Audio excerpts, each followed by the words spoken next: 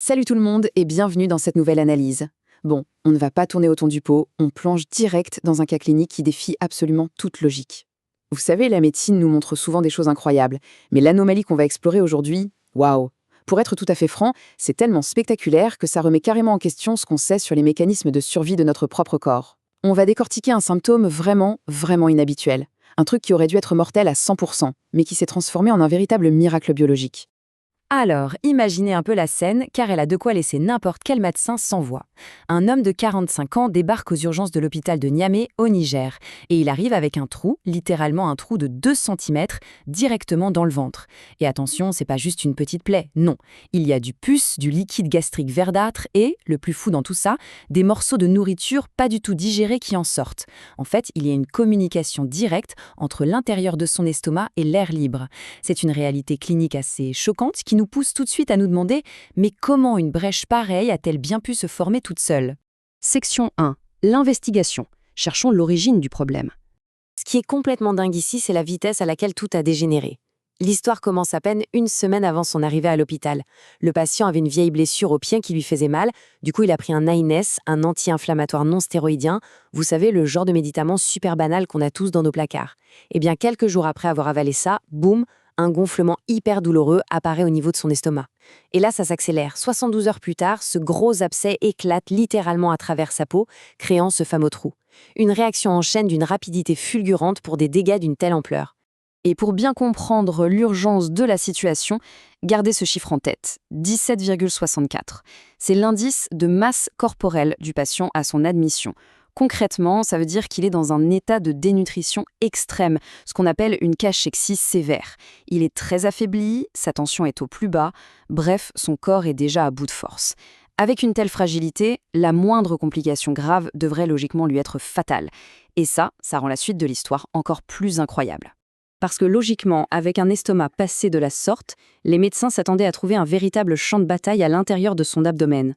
Et là, surprise générale, les premiers examens cliniques et les scanners sont parfaitement normaux, c'est à n'y rien comprendre. Son transit intestinal fonctionne toujours, il passe des gaz, ses bilans sanguins sont bons, et le plus fou, c'est que l'échographie et le scanner ne montrent absolument aucun liquide qui se balade dans le ventre, ni aucune tumeur, rien du tout. Alors la question se pose, comment un estomac peut-il fuir vers l'extérieur sans inonder l'intérieur du corps avec de l'acide ? Section 2. La science. Parlons un peu pharmacologie. Pour comprendre, on va décortiquer un peu le fonctionnement de ces fameux anti-inflammatoires, parce que c'est là que se cache le coupable. Tout se passe en 4 étapes implacables. 1. On avale le médicament. 2. La molécule active va bloquer une enzyme bien spécifique, la COX-2. 3. À cause de ce blocage, la production de prostaglandines chute en flèche. Et c'est ça le vrai problème, parce que ces prostaglandines, ce sont les gardes du corps de notre estomac. Elles fabriquent notre bouclier chimique naturel. Du coup, étape 4, sans ces gardes du corps, la barrière protectrice de l'estomac part en lambeaux, et ça peut aller super vite, parfois en une douzaine d'heures seulement. Et une fois que cette protection a disparu, c'est un carnage. Le suc gastrique, c'est de l'acide pur, fait pour dissoudre notre nourriture. Donc, sans la barrière muqueuse, cet acide commence, ni plus ni moins, à digérer l'estomac lui-même. Ça commence par une grosse inflammation, ça creuse des ulcères bien profonds, et pour finir, l'acide brûle un trou de part en part dans la paroi de l'estomac. C'est ce qu'on appelle une perforation gastrique, une urgence chirurgicale absolue qui pardonne rarement. Section 3, le rebondissement. Un véritable miracle médical. Alors, on en arrive à la question qui tue et qui est au cœur de cette enquête. Pourquoi ce patient n'est-il pas mort d'une péritonite foudroyante ?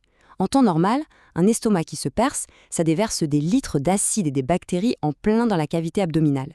C'est une infection interne mortelle à très court terme s'il n'y a pas d'opération en urgence. Et rappelez-vous, notre patient vivait en zone rurale, à des kilomètres et des kilomètres d'un bloc opératoire. Il n'aurait jamais dû survivre le temps d'arriver à l'hôpital. Mais alors, comment a-t-il fait ? Eh bien, les chirurgiens ont eu leur réponse sur la table d'opération. Et ils ont halluciné. L'estomac de cet homme ne fuyait pas bêtement dans le vide de son ventre. En fait, en réaction à l'énorme inflammation, l'estomac s'est littéralement collé et soudé contre la paroi interne de son abdomen. Le corps a agi comme un plombier de l'extrême. Il a colmaté la brèche en créant un tunnel totalement étanche entre le trou de l'estomac et la peau. Du coup, le reste du ventre était parfaitement isolé et protégé. Dans le jargon médical, on appelle ça une fistule gastro-cutanée spontanée. C'est un phénomène extrêmement rare, c'est même quasiment du jamais vu pour ce type de cause précise. En gros, le corps du patient a spontanément bricolé une cheminée d'évacuation de secours pour jeter les fluides toxiques dehors. C'est ce coup de génie biologique qui a canalisé le contenu de l'estomac vers l'extérieur, évitant une infection interne mortelle et lui offrant le sursis nécessaire pour attendre un hôpital. Section 4. La résolution chirurgicale. Une fois la découverte faite, il fallait évidemment réparer tout ça. Les chirurgiens ont donc réalisé ce qu'on appelle une gastrectomie atypique. Avec beaucoup de minutie, ils ont décollé l'estomac de la paroi du ventre. Ensuite, ils ont découpé et retiré toute la partie abîmée et ulcérée. Puis, pour que la tuyauterie fonctionne à nouveau, ils ont rattaché le morceau d'estomac sain directement à l'intestin grêle. Le système était réparé. Mais l'histoire ne s'arrête pas là. Le morceau d'estomac retiré a été envoyé au labo pour analyse. Et ses résultats valent de l'or. Au début, l'équipe avait très peur qu'une tumeur silencieuse ou une grave infection bactérienne ait provoqué cette adhérence bizarre. Mais l'analyse a été catégorique. Il y avait bien une énorme inflammation et des cicatrices, mais zéro trace de la bactérie Helicobacter pylori et absolument aucune cellule cancéreuse. Rien. Ça prouve, noir sur blanc, que toute cette catastrophe n'était due qu'à la toxicité d'un anti-inflammatoire pris pour soigner un simple mal de pied. C'est quand même dingue quand on y pense. Et heureusement, la fin de l'histoire est ultra positive. 1 mois après cette grosse opération, le scanner de contrôle est impeccable. Le ventre est propre, l'estomac a une forme normale, le patient a incroyablement bien récupéré. Son trou dans le ventre s'est refermé, il a pu recommencer à manger normalement et surtout il a commencé à reprendre les kilos qu'il avait perdus. Une vraie renaissance. Pour conclure cette analyse, j'aimerais qu'on s'arrête sur une réflexion passionnante de l'équipe médicale. Cette complication spontanée, avec le trou dans le ventre, le pus, tout ça, aussi horrible que ça puisse paraître, c'était en fait l'ultime mécanisme de défense de l'organisme. Face à un trou dans l'estomac causé par un simple médicament, une situation qui aurait dû le tuer en quelques heures par péritonite, la biologie a improvisé une sortie de secours inespérée. Ça laisse vraiment songeur, non ? Jusqu'où notre corps est-il capable d'aller en déjouant tous les pronostics pour s'adapter et nous maintenir en vie face à une attaque chimique ? Une résilience pure, qui continue à juste titre de fasciner complètement le monde médical.